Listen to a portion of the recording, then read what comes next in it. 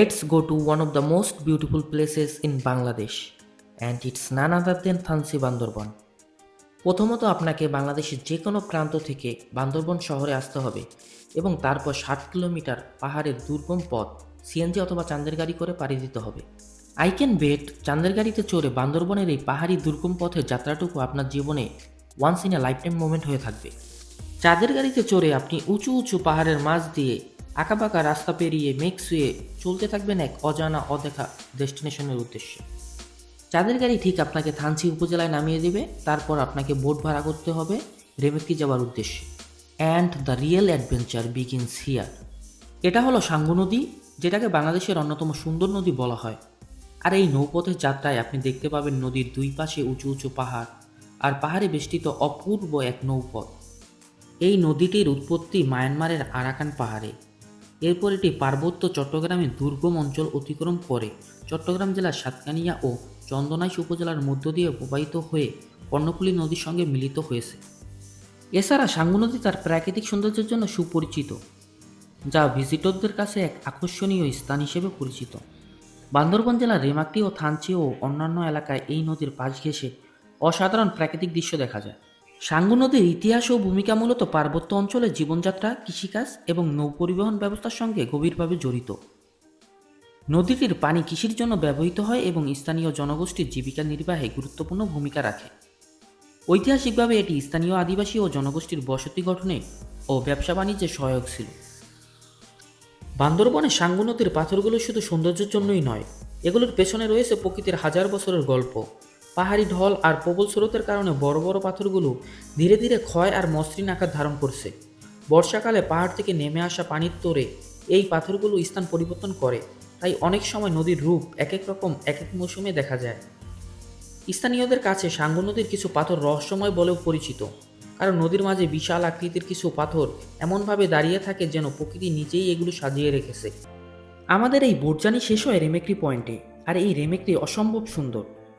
এখানে night stay করার জন্য নানা ধরনের কটেজ রয়েছে। তবে আমরা এখানে বেশি টাইম স্পেন্ড না করে নাফাকুমের উদ্দেশ্যে আমাদের অফিসিয়াল ট্রেকিং জার্নি শুরু করলাম। পাহাড়ের আঁকাবাঁকা পথে ট্রেকিং করা was something else, and this is what real adventure feels like. চারপাশে জঙ্গল, উঁচু পাহাড় আর আঁকাবাঁকা পাহাড়ি মেঠোপথ পুরো জার্নিটাকেই আর রোমাঞ্চকর করে তুলেছে। Sun is falling, speed in the black. Nobody driving, we're in the back to the end of the world. নাফাগুম থেকে ট্রেকিং শুরু করে আমরা প্রায় 3 ঘন্টা দুর্গম পাহাড়ি পথ পেরিয়ে রাতের অন্ধকারে লাইট হাতে ট্রেকিং করতে করতে অবশেষে রাত 10:30টার দিকে আমরা পৌঁছে যাই থুইসাপাড়া গ্রামে। থুইসাপাড়া গ্রামে নাইট স্টে করার পরের দিন সকালে আমরা আবারও আমাদের গাইড সহ ট্রেকিং শুরু করি। এবার আমাদের গন্তব্য ছিল আমিয়াখুম, সাতবাইখুম এবং দেবতা পাহাড়। আগের দিনের তুলনায় এই ট্রেকিং আরও কঠিন ছিল, আর সেখানে পৌঁছাতে আমাদের সময় লেগেছে প্রায় 4 ঘন্টা।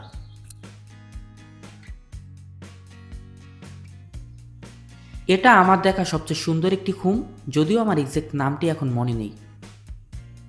এখানে যেতে প্রতি পার্সনের জন্য 150 টাকা চার্জ করা হয়। এটি ছিল 10 মিনিটের একটি short journey, but I must say it was very adventurous. আর এইভাবেই আমরা ভেলায় করে পৌঁছে যাই নৈক্কাখুম।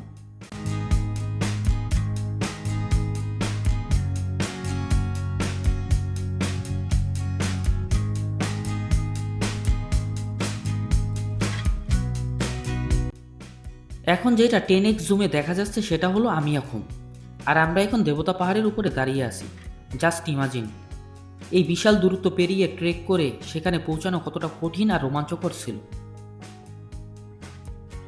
এটাই আমাদের বহুল কাঙ্ক্ষিত গন্তব্য আমিয়াখুম। এটা বাংলাদেশের সবচেয়ে সুন্দর ওয়াটারফল, যার পেছনে দাঁড়িয়ে আছে সারি সারি বিশাল পাহাড়। পুরো দৃশ্যটা যেন বাস্তব না, অন্য কোনো পৃথিবীর মতো মনে হয়। এই মুহূর্তে শুধু ক্যামেরাটা চালু ছিল, কিন্তু অনুভূতি ছিল অবিশ্বাস্য। আমিয়াখুম থেকে থুইসাপাড়া ব্যাক করতে আমাদের অলমোস্ট সন্ধ্যা হয়ে যায়। তারপর আমরা পাহাড়ি আদিবাসীদের সাথে ক্রিসমাস সেলিব্রেট করি।